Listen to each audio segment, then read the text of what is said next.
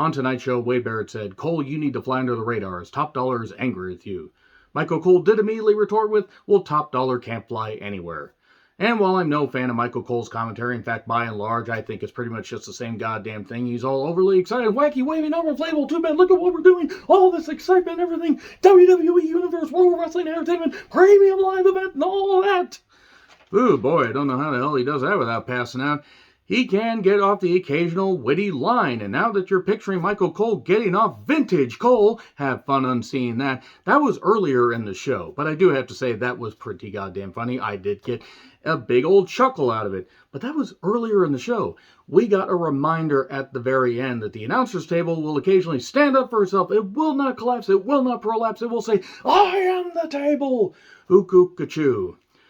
So anyway, let's get to it. I'm John Rickman with my review of WWE Smackdown from Laredo, Texas. Tomorrow, we will be in the Alamo Dome. By we, I mean the 40-some-odd thousand people that bought tickets. Everybody else will be watching it on the cock, in the comfort of their own home, or on the road, or possibly on the roof of, I don't know, a bell tower, looking to do something if their favorite doesn't win. That was really goddamn dark.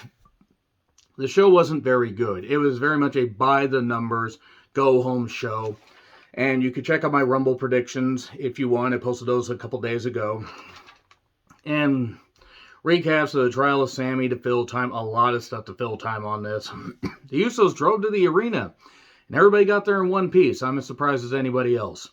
Sammy showed up in a hoodie. He wasn't supposed to be there because Roman didn't want to see him at all. But Roman isn't there. He's going to be on Jimmy Fallon's show. That is how far late-night television has fallen, that Jimmy fucking Fallon is considered a good late-night host. Nevertheless, he wanted to thank Jay personally for standing up for him during the trial of Sami Zayn. And then we get Karrion Kross and Scarlett. Well, Scarlett kept trying to make it a handicap match, but the only handicap is those two putting their brains together. It's still about a fraction of the brain that maybe a comatose patient would have. But nevertheless, speaking of comatose, Ray's push. I mean, Ray beat Cross. Nobody cared. Ray's on his last legs, literally. After Mania, I cannot imagine that he's going to be around much longer. I can't see him being around much past Mania. Maybe next year's Mania, but he's just about done. So yeah, he won. Progressive match flow on Lashley and Theory. So here's Theory, because what's the brand split? Hey, here's a pre-tape from Damage Control, and then New Day interrupts Theory, and then Miz interrupts. Stumbles over his promo for one of the few times I can think of, and everybody can miss occasionally. Miz rarely misses, as it were, on his promos, but nevertheless. I thought it was going to lead to a tag match. It did not. Lashley came out, destroyed everybody, and called out Bork Laser, and here comes the Bork Laser. Bork arrives, Bork F5s, Bork leaves. Rhea in a suit. That is all. That is all I'm going to say. Good God.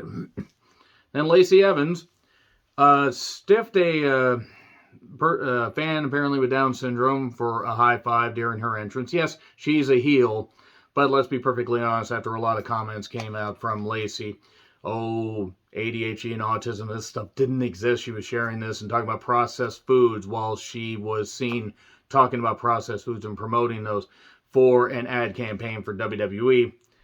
Kind of contradicting yourself, you dumb goddamn bitch. She got rebranded for about the 18 millionth time. She took on Jasmine Allure, who's been around the independents. She isn't bad.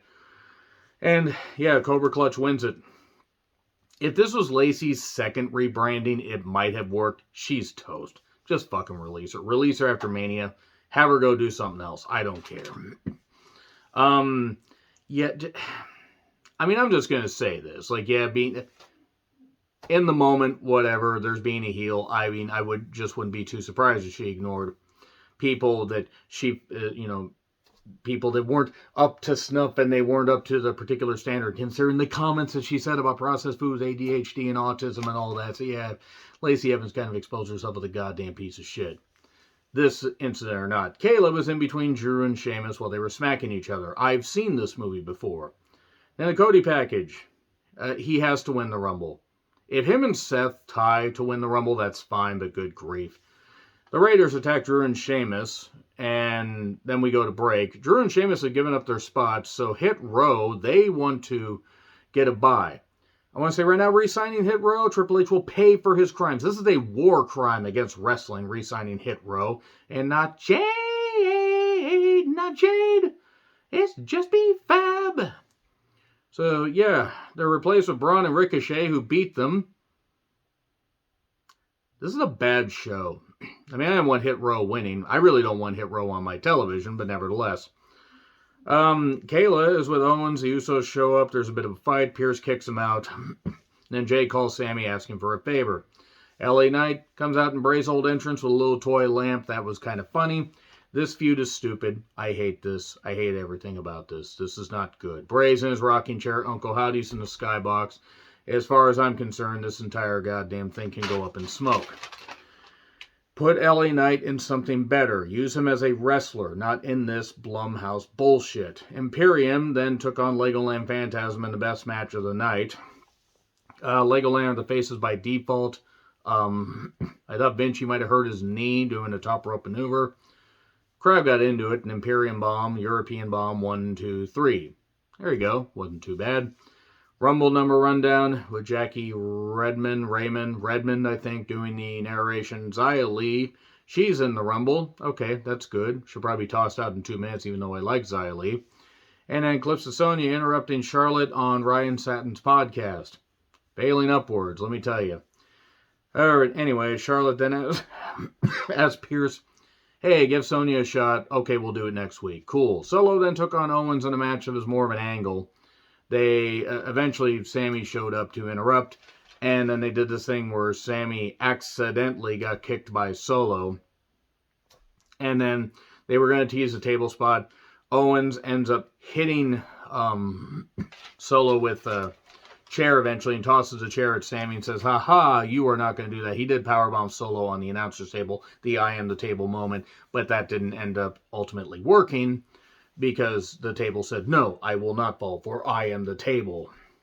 And then he tossed a chair at Sammy because he can't bring himself to hit him. Oh, it's so emotional. That's Smackdown for you, folks. Let's see what the Rumble brings. Anger, elation, hatred, positivity. Will everybody, explode and orgasm in the Alamo Dome? I hope not. That's going to cause a lot of cleanup. Let's see what happens. Let me know your thoughts in the comments. Like, share, subscribe, Twitter handle in the description. I'm John Rickland. I'll see you soon.